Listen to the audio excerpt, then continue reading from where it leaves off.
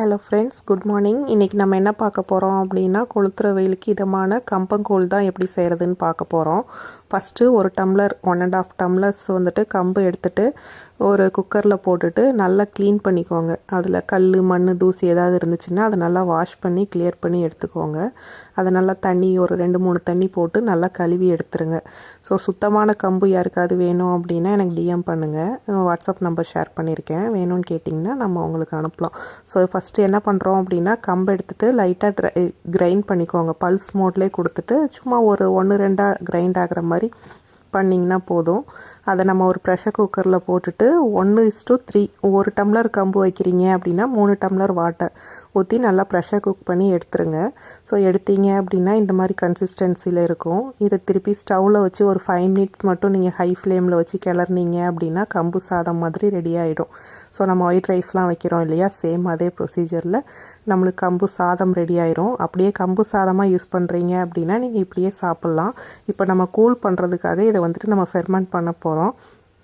So ஒரு பாத்திரத்துக்கு transfer பண்ணிவிட்டு இதை வந்துட்டு நல்ல உருண்டைகளாக பிடிச்சிட்டு அது கூட கொஞ்சமாக மோர் இருக்கும் இல்லையா, மோர் கூட வாட்டர் ஆட் பண்ணி இதை ஒரு மூடி போட்டு 8 மணி நேரம் நீங்கள் ரெஸ்ட்டில் வச்சுருங்க. இப்போ நாளைக்கு கம்பங்கூழ் செய்கிறீங்க அப்படின்னா முன்னாடி நாளே நீங்கள் ஈவினிங்கே இந்த மாதிரி ரெடி பண்ணிவிட்டு அது மோரில் ஊற வச்சு நீங்கள் நைட்டு ஃபுல்லாக ஃபெர்மெண்ட் ஆகிறதுக்கு இதை விட்டுருங்க. 8 மணி நேரம் கழித்து நம்ம இப்போ அதை ஓப்பன் பண்ணி பார்க்கலாம்.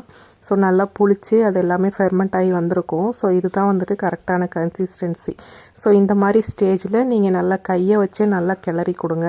ஸோ இதுக்கு ஸ்பூனு, கரண்டி எல்லாம் பயன்படுத்துகிறதோட கைகளில் நீங்கள் பண்ணீங்க அப்படின்னா அது நல்லா ஹெல்த்தியாகவும் இருக்கும், டேஸ்டியாகவும் வரும். ஸோ கை நல்லா வாஷ் பண்ணிவிட்டு இந்த மாதிரி ஹேண்ட்லேயே நல்லா பிசைஞ்சு கொடுங்க. ஸோ நெக்ஸ்ட் என்ன பண்ணுறீங்க அப்படின்னா, இதில் வந்துட்டு கெட்டியான தயிர் இருக்கும் இல்லையா, ஸோ வீட்டிலே நீங்கள் போட்ட தயிர் இருந்துச்சு அப்படின்னா அதையும் இது கூட ஆட் பண்ணிவிட்டு உப்பு ஆட் பண்ணிக்கோங்க. உப்பு ஆட் பண்ணிவிட்டு இதுக்கு தேவையான தண்ணி, நம்ம இப்போ கூழ் செய்கிறதுக்கு தேவையான தண்ணி எவ்வளோ கன்சிஸ்டன்சி உங்களுக்கு வேணுமோ அதுக்கேற்ற அளவுக்கு நீங்கள் தண்ணி மிக்ஸ் பண்ணிவிட்டு நல்லா கலந்துக்கோங்க. இது கூட வந்துட்டு ஃப்ரெஷ்ஷாக கிரவுண்ட் பண்ண ஆனியன், சின்ன வெங்காயம், பெரிய வெங்காயம், பச்சை மிளகா, கருவேப்பிலை, மல்லி இலை, ஸோ உங்கள் டேஸ்ட்டுக்கு என்னென்ன ஐட்டம்லாம் தேவையோ அந்த மாதிரி வச்சுட்டு நீங்கள் இதை சர்வ் பண்ணலாம். அவ்வளோதான் ஃப்ரெண்ட்ஸ். இந்த வெயிலுக்கு இதமான குழுன்னு கம்பங்கூழ் நம்ம ரெடி பண்ணியாச்சு. ஸோ இதை ஒரு பவுலுக்கு நம்ம ட்ரான்ஸ்ஃபர் பண்ணிவிட்டு மேலே ஆனியன் போட்டு நம்ம இதை கார்னிஷ் பண்ணி ஃபினிஷ் பண்ணிடலாம். இதே மாதிரி உங்கள் வீட்லேயும் ட்ரை பண்ணி பாருங்கள்.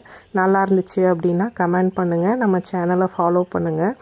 ஸோ இன்றைக்கி மார்னிங் பிரேக்ஃபாஸ்ட்டு பார்த்தீங்க அப்படின்னா இந்த மாதிரி கம்பு கூழ் தான்.